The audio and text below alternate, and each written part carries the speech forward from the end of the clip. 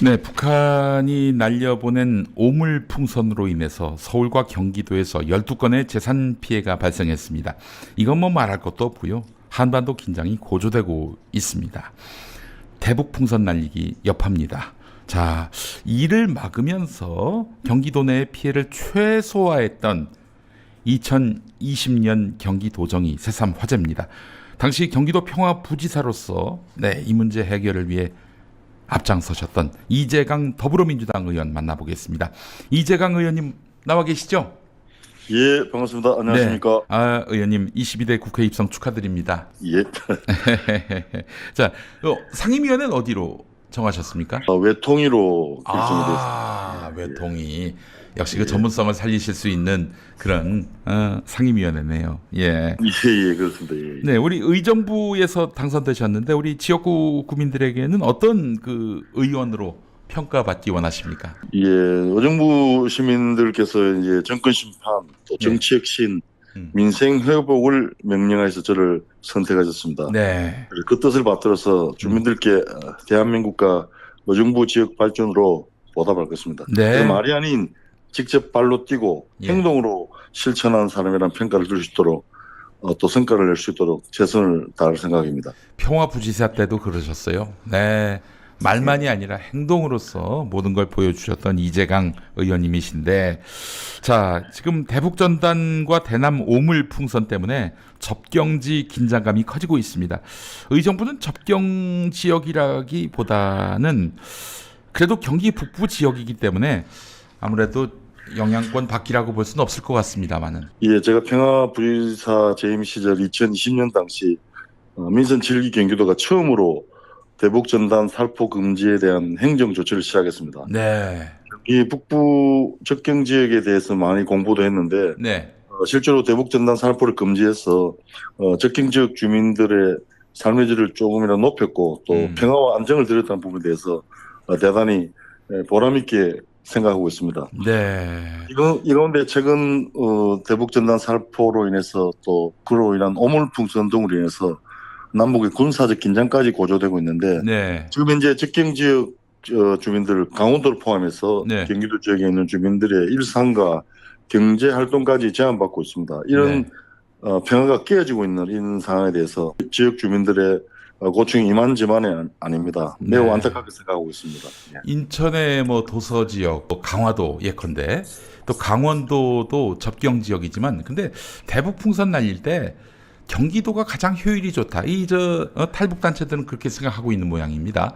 대북 맞습니다. 풍선을 띄우려고만 하면 경기도로 온다는 거 아니겠습니까? 예, 그렇습니다. 김포나 파주에서 뛰어야 북으로 갑니다. 네. 근데 실제로 도달하는 확률은 별로 없지만은 강원도보다는 경기도에서 전단 살포를 잘 된다고 보고 그렇게 노리는 것 같습니다. 아, 그래요.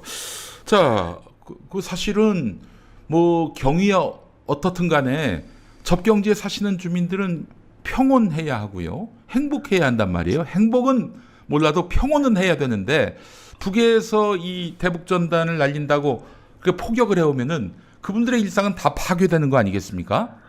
맞습니다. 실제로 저는 접경 지역에 계시는 분들 직접 만나보면 조국이 우리를 위해서 뭘 해줬는데 네. 자기들은 정말 행복한 것은 2018년 4월 이후로 남북이 합의한 이후로 예. 대남 방송이 사라졌거든요. 예. 그래서 이분들은 딴 거 필요 없다. 예. 지금 너무 행복하다. 예. 이 소리만 안 들어도 행복하다는 예. 상황이었습니다. 실제로 예. 그랬고요. 근데 지금 코로나 이후로 접경 지역에 어떤 관광이 활성화되어서 많은 분들이 찾아오고 있고 예. 또 실제로 접경 지역에서 많은 분들이 농업에 종사하고 있는데 예. 실제로 이 대북전단 살포로 인해서 이런 위기가 조성되면 그 경제활동도 주체될 뿐만 아니라 그렇죠. 관광 부분도 엄청나게 피해를 입기 때문에 네. 실제로 이 평화협력지대에 사시는 분들이 엄청나게 지금 불안해하고 있고 네. 지금 불만이 엄청나게 고조되고 있습니다. 당장 이런 조치들은 이런 평화로운 일상이 다시 회복돼야 된다는 그런 네. 생각을 많이 가지고 있습니다. 예. 안전하다 할 때 안과 다스리다 할 때 치안인데 치안을 담당하는 경찰은 그런데 이 탈북단체의 전단 살포를 당장 제지하기는 어렵다. 이렇게 그냥 팔짱 끼고 있어요. 이런 경찰의 태도는 어떻게 봐야 합니까? 실제로 적경 지역뿐만 아니라 서울과 수도권 전체 국민이 불안에 떨고 있는데 이러한 경찰의 대응은 매우 유감이라고 생각합니다. 경찰관 직무 집행법에 근거해서도 신속하게 출동해서 이래 대남 대북 전단 살포하는 것을 막아야 하는 것이 경찰의 임무입니다. 네. 실제로 경찰의 임무가 국민의 안전을 지키는 것이 제일 첫 번째 존재 요인데 이를 방기하고 있는 것이죠. 네. 대단히 유감이라고 생각합니다. 예. 당장이라도 국민이 안심하고 잘 살 수 있도록 현장 대응력을 높여서 대남 대북 전단 살포가 이루어지지 않도록 조치를 취하는 것이 급선무라고 생각합니다. 이 통일부나 경찰 얘기로는 헌법재판소가 이 대북 풍선 날리는 사람들에 대해서 처벌하지 말라 이런 판단을 내린 건데 이건 처벌하지 말라는 거지 단속하지 말라는 얘기는 아니거든요. 예, 실제로 헌법재판소에서 표현의 자유라는 이유로 예. 대북 전단 살포 방지가 위헌법이 아니라고 했습니다. 실제로 엄격히 말하면 또 다른 헌법에 의하면 네. 실제로 헌법 37조 2항에 하면 네. 국민의 생명과 신체에 심각한 위험을 발생시킬 경우 이를 법률로서 제한할 수 있다는 법이 있습니다. 네. 실제로 그 다툼의 소지겠지만 중요한 것은 위헌이냐에 중요한 게 중요한 것이고 지금 현재 국민들이 불안에 떨고 있지 않습니까? 그렇습니다. 이 문제는 당장 국가에서 해결해야 되지 않겠냐 하는 그런 생각을 가지고 있습니다. 자, 경기도 평화부지사 시절에 이재명 도지사 시절인데 이 문제에 대해서 적극 대응하셔가지고 결국 대북 전단 살포를 막아내셨어요. 그때 얘기 좀 해주시겠습니까? 예, 그 당시 경기도 지사인 이재명 지사님도 그때 명확히 왜 대북 전단 피해를 경기도민이 감내해야 하나. 그렇지. 도민의 안전을 위협하는 대북 전단 살포 행위를 용납할 수 없다. 네. 그래서 모든 행정을 동원해서 예. 전단 살포 행위를 엄단하겠다고 예.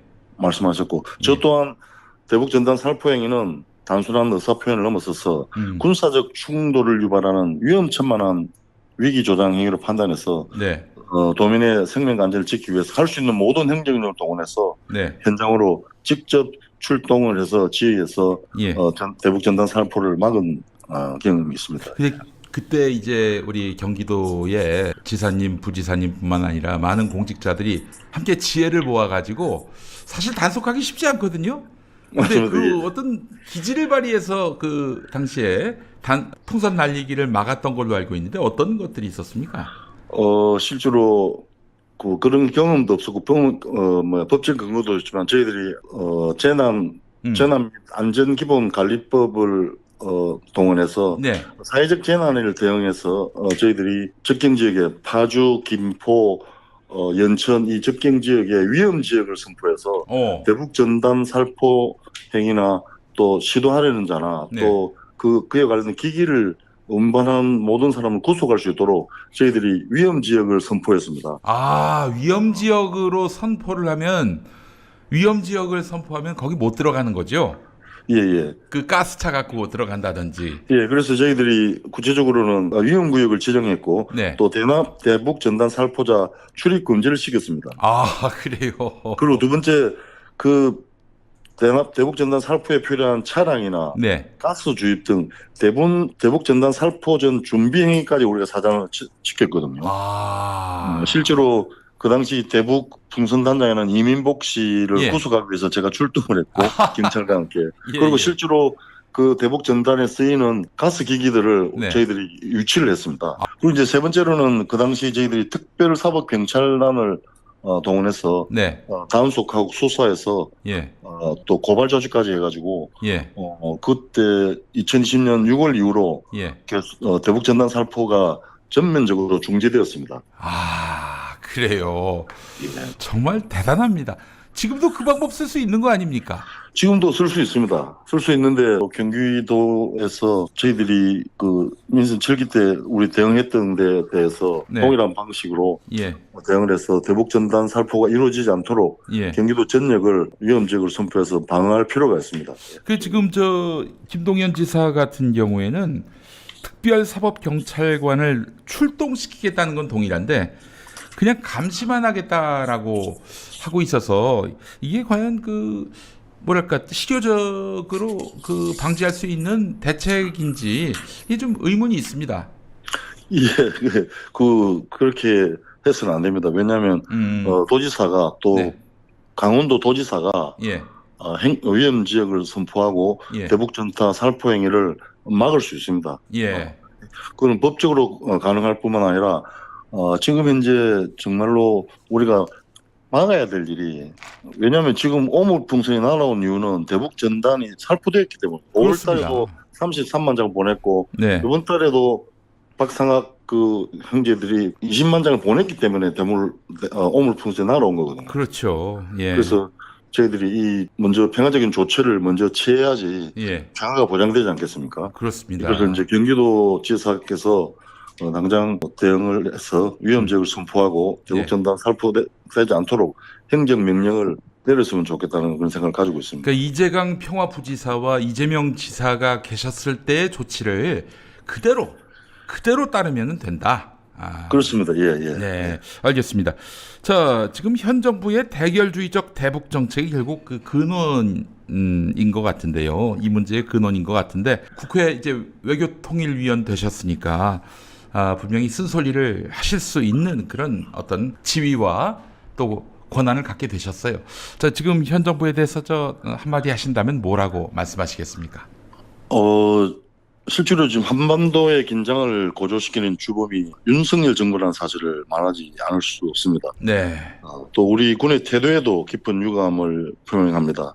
이러한 긴장 관계 조성에는 또 정치적 위기를 타개하기 위한 것이라는 해석도 있습니다. 네, 예, 그래서 저희들이 정부가 지금 현재 남측 탈북단체의 대북비라 살포를 표현의 자유를 핑계로 사실 방관하고 있는 동안 우리 국민들은 불안해하고 있지 않습니까? 무엇보다도 지금 국민 안전을 위한 대책이 필요한 상황인데 윤 정부는 오히려 9.19 합의에 대해서 효력을 정지하고 또 네, 대북 학생기를 재개하려고 하는 등 남북 간의 군사적 긴장만을 고조시키고 있습니다. 그래서 지금 당장 한반도의 평화 지금 긴장 상태가 지속되면 국지전이 벌어질지 또 한반도에 어떤 위기가 닥칠지 모르는 그런 상황인데 네, 윤석열 정부에서 손 놓고 있는 것은 정말로 잘못된 것입니다. 예, 그래서 지금 당장 대북 전단 살포가 이루어지지 않도록 제반의 모든 조치를 갖추어서 또 네. 다른 평화적인 행보들을 진행하지 않으면은 지금 한반도에는 정말로 지금 위기가 지금 눈앞에 코앞에 닥쳐 있다고 그런 생각을 가지고 있습니다. 네, 알겠습니다. 자, 이재강 의원님, 이재강 의원님보다도 앞서서 그 평화부지사를 했던 이화영 전 부지사 이 일로 인해서 안타까운 마음이 크실 것 같습니다. 그 사안에 대해서는 어떤 생각을 갖고 계세요?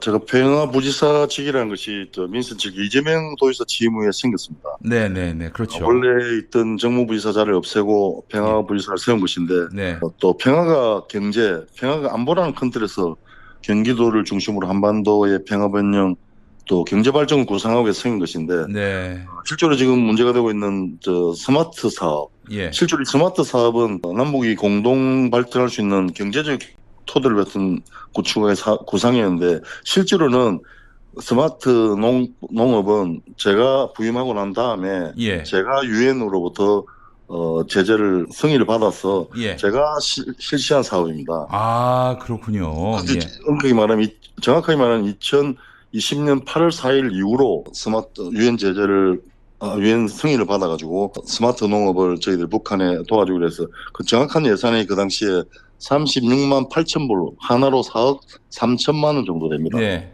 네. 그 일을 제가 실천을 하려고 했는데 북한에 응하지 않아가서 실천하려 했지만 예, 지금 스마트 농업에 500만 불 이야기가 말이 안 되는 소설인 게 아, 4억 3천만 원이라는 말이 되지만은 네, 그 이전에는 스마트 농업이 예산이 집행된 적이 없거든요. 아, 그래요. 없는데 그 소설인 거죠. 김성태의 개인적 그 북한과의 어떤 음, 그 광물 취득에 대한 예, 어떤 협정 과정 속에서 주는 돈의 일부를 네, 전달한 것이지 그것이 예, 스마트 농업에 관련돼서 예, 돈을 500만 불 전달했다 이 말은 말이 안 되는 이야기입니다. 네. 사실 근거가 있지 않습니까? 예, 예, 예. 어, 그 그래서 이게 그 부분만 보더라도 요거는 말이 안 된다라고 생각을 하신 거군요. 예, 예. 예. 그래서 이 진짜로 경기도가 남북 관계 공동 번영과 또 경제 협력의 측면에서 노력해왔고 그것이 그렇죠. 대한민국의 미래와 살 길이라고 판단했기 때문에 그런 일이 벌어졌는데 재판에서 지금 다루고 있는 대북 대남 문제와 별개로 다루어져야 할 문제라고 생각합니다. 네, 알겠습니다. 그래서 실제로 무력으로 평화를 쟁취할 수 없습니다. 어제 저희들이 열린 민주당에서 한반도 위기 관리 TF에서도 이재명 대표께서는 싸우지 않고 이기는 것이 더 유능한 안보라고 했습니다. 그럼요. 그래서 저희들 민주당이 예. 안보 관리에 적극 나설 것입니다. 네. 정부가 남북 긴장감을 끌어가면 안 됩니다. 네. 또 이 재판을 절대로 도구로 활용돼서도 안 된다는 그런 생각을 가지고 있습니다. 네, 그러기 위해서는 국회에서 더 효능감 있게 그리고 강력하게 정권을 견제할 필요가 있지 않겠나 하는 생각을 해봅니다. 네. 예, 예. 자, 경기도 평화부지사를 지내신 더불어민주당 이재강 국회의원과 함께 오늘 또 이야기 나눠봤습니다. 아, 정말 귀한 말씀, 유익한 말씀 잘 들었습니다, 의원님. 예, 고맙습니다. 네, 감사합니다. 감사합니다. 이재강 더불어민주당 의원과 함께했습니다. 자, 그래요. 머리 굴리면 되거든요. 왜 무슨 지능은 이재명 대표, 이재강 의원만 있는 것처럼 비춰지죠? 그렇잖아요. 머리 굴리면 됩니다. 위험 지역 그 위험 지역으로 선포하면 되는 거예요. 접경 지역. 그러면 거기 가스차 못 들어갑니다. 그럼 대북 풍선 날리면 지들이 입으로 불어야 돼. 어떻게 그걸 어느 세월에 그걸 불어서 날릴 수 있겠어요. 자, 김동연 지사, 이재명 대표에 대해서 상당한 라이벌 의식을 갖고 있는 거는 뭐 이해를 하겠어요. 그런데 본인이 경기도지사가 된 게 본인 잘나서 그렇게 된 게 아니라 이재명 지사의 성과 때문에 된 거 아니에요? 그리고 그 이재명 지사가 너무너무 잘해서 대선 후보가 됐고 당대표가 됐습니다. 그럼 좋은 거 좀 따라해도 상관이 없어요. 그런 거 부끄러워하지 않는 사람이 바로 이재명 의원이에요. 남의 좋은 아이디어 있으면은 무슨 정책에 저작권이 어디 있습니까? 국민들이 행복하고 편안하면은 그게 장땡이죠. 제발 이재명 대표의 실사구시 정신 좀 배우고 그리고 효능감 있는 정치란 무엇인가를 처음부터 다시 공부하기 바랍니다. 아, 김동연 지사 보면서 다음에 다시 지지할 마음이 없어요. 이재명 대표 때문에 사실 저도 김동연 지지했는데 이 사람 보니까 혹시 모피아 역시 모피아예요.